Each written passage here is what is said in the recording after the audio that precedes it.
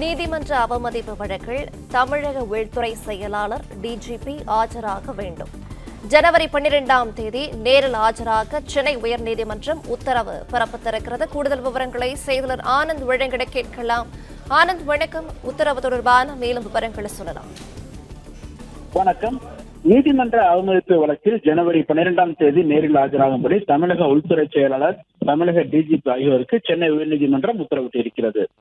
உயர்நீதிமன்ற மதுரை அமர்வில் தாக்கலான ஆட்கொணர்வு வழக்கு ஒன்றில் அரசு வழக்கினர் முறையாக தகவல் தெரிவிக்கவில்லை என திருநெல்வேலி மாவட்ட சுத்தமல்லி காவல் நிலையத்தில் கடந்த 2014ஆம் ஆண்டு ஆய்வாளராக பணியாற்றிய சந்திரசேகர் என்பவர் மீது குற்றம் சாட்டப்பட்டது. துறை ரீதியான விசாரணைக்கு பிறகு அவருக்கு 2 ஆண்டுகள் ஊதிய உயர்வு நிறுத்தம் செய்து திருநெல்வேலி சரக டிஐஜி உத்தரவு பிறப்பித்தார். இதனை எதிர்த்து மேல்முறையீட்டு மனுவை இறுதியாக ஊதிய உயர்வு நிறுத்தம் உள்ளிட்ட தண்டனையை 6 மாதங்களுக்கு குறைத்து டிஜிபி உத்தரவிட்டார்.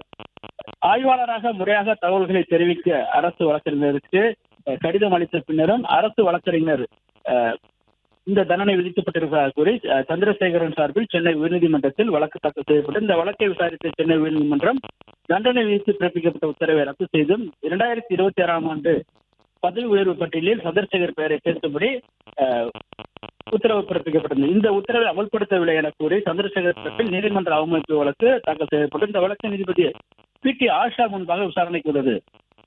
அப்பொழுது பதவி உயர்வு பட்டியலில் தனது பெயரை சேர்க்க கோரி உயர்நீதிமன்றம் உத்தரவு நகல்கள் அனுப்பப்பட்ட பின்னர் விண்ணப்பங்கள் பரிசீலிக்கப்படவில்லை என மனுதாரர் தரப்பில் வாதிடப்பட்டது. இதனை அடுத்து ஏப்ரல் மாதம் பிறப்பிக்கப்பட்ட நீதிமன்ற உத்தரவை இதுவரை அமல்படுத்த நடவடிக்கை எடுக்கவில்லை. உத்தரவை எதிர்த்து மேல்முறையீட்டும் தாக்கல் செய்யவில்லை. எனவே தடை உத்தரவும் பெறவில்லை. நீதிமன்ற அவமதிப்பு செயல் என தெரிவித்த நீதிமன்றம் இது தொடர்பாக தமிழக உள்துறை செயலாளர் தீரஜ்குமார், டிஜிபி வெங்கட்ராமன் ஆகியோர் ஜனவரி 12ஆம் தேதி நேரில் ஆஜராக வேண்டும் என நீதிபதி PT ஆஷா உத்தரவிட்டிருக்கிறார்.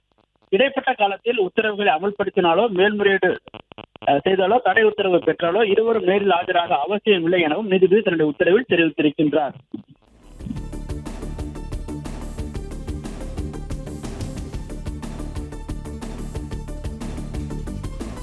விவரங்களை வழங்கியமைக்கு நன்றி. பிளே ஸ்டோர் மற்றும் ஆப் ஸ்டோரில் இருந்து பாலிமர் செயலியை QR கோடு மூலம் பதிவிறக்கம் செய்யுங்கள். செய்திகளை உடனுக்குடன் பெறுங்கள்.